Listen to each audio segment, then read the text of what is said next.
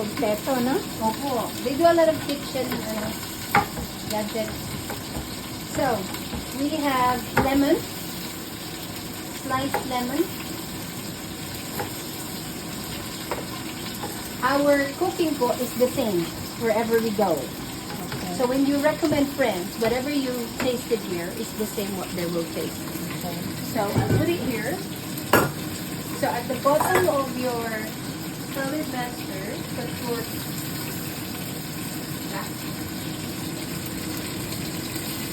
the lemon. Then we'll put the salmon.